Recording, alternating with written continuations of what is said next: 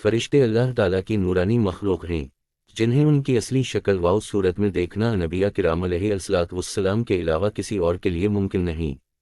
یہی وجہ ہے کہ ہمارے ارد گرد لاتعداد فرشتے اپنے کاموں میں مصروف ہیں، مگر ہمیں وہ دکھائی نہیں دیتے۔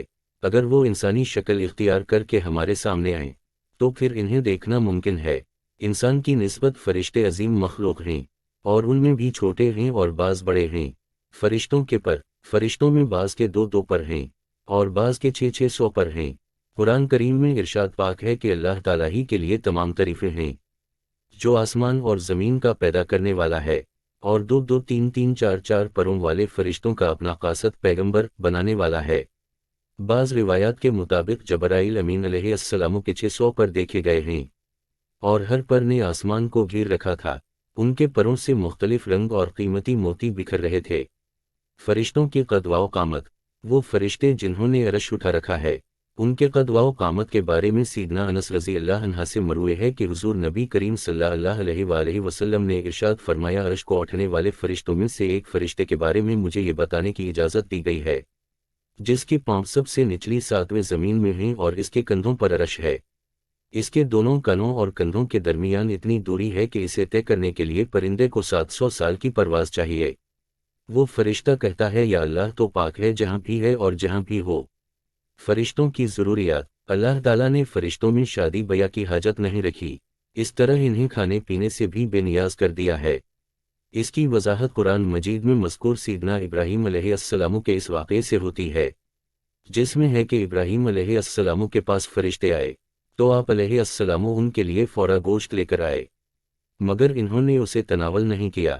اللہ تعالیٰ نے فرشتوں کو بیماری، سستی، کاہلی، دکھ، تکلیف، تھکاوٹ اور اکتاہٹ وغیرہ سے محفوظ رکھا ہے۔ وہ دن رات فقط اللہ کی اطاعت میں اپنے کاموں میں مصروف رہتے ہیں۔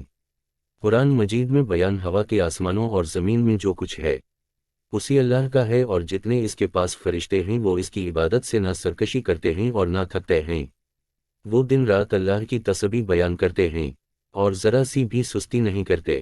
فرشتے تقریباً عام طور پر آسمانوں میں رہتے ہیں، جو صرف اللہ کے حکم سے مختلف کاموں کے لیے زمین پر اترتے ہیں اور پھر واپس آسمان پر چلے جاتے ہیں۔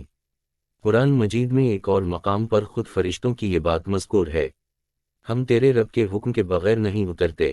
فرشتوں کی تعداد کتنی ہے اس کے بارے میں کوئی تفصیل نہیں ملتی، کیونکہ اللہ تعالیٰ کا فرمان ہے، تیرے رب کے لشکروں کو اس کے سوا اور کوئی نہیں جانتا۔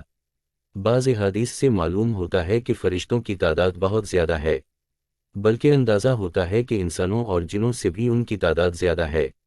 سیدنا ابو ذر رضی اللہ عنہ سے مروی ہے کہ اللہ کے رسول صلی اللہ علیہ وآلہ وسلم نے فرمایا، آسمانوں میں کہیں 4 انگلیاں جگہ بھی ایسی نہیں جہاں کوئی نہ کوئی فرشتہ سجدہ ریز نہ ہو۔ سیدنا عبداللہ بن مسعود رضی اللہ عنہ سے مروی ہے کہ اللہ کے رسول صلی اللہ علیہ وآلہ وسلم نے فرمایا، قیامت کے روز جہنم کو اس حال میں لایا جائے گا کہ اس کی 70 لگامیں ہوں گی اور ہر لگام کے ساتھ 70,000 فرشتے ہوں گے جو اسے کھینچ کر لا رہے ہوں گے۔ فرشتوں کی ایک اہم خاصیت یہ بھی ہے کہ وہ اللہ تعالیٰ کے حکم سے اپنی شکل و صورت کے علاوہ کوئی اور صورت بھی اختیار کر سکتے ہیں۔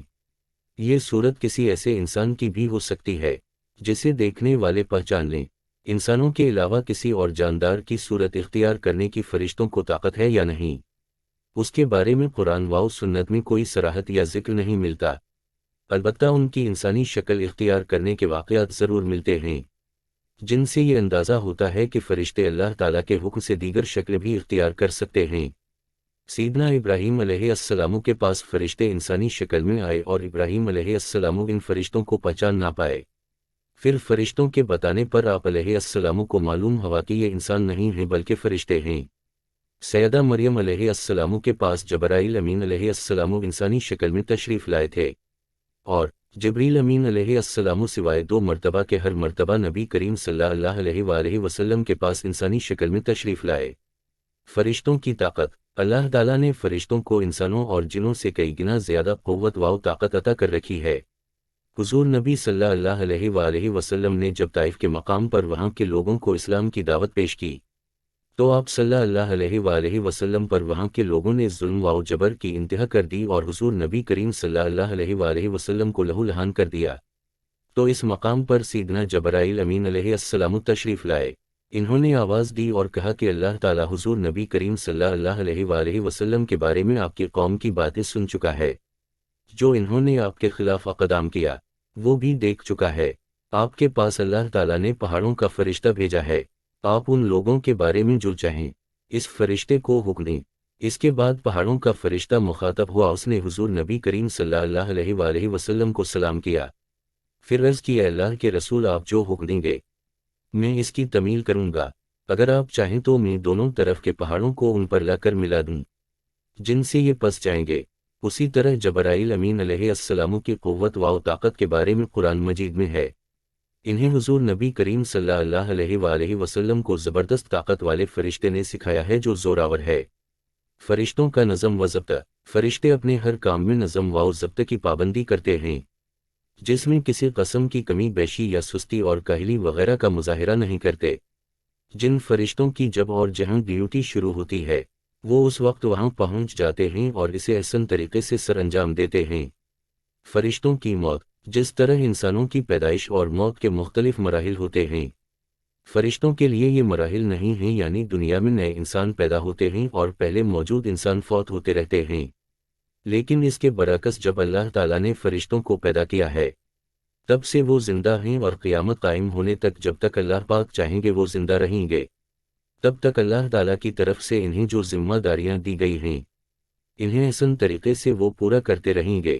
لیکن جب قیامت آئے گی تو یہ فرشتے بھی موت سے دوچار ہوں گے، پھر ایک ایسا وقت آئے گا جب کائنات میں اللہ تعالیٰ کے علاوہ کوئی چیز زندہ نہ رہے گی۔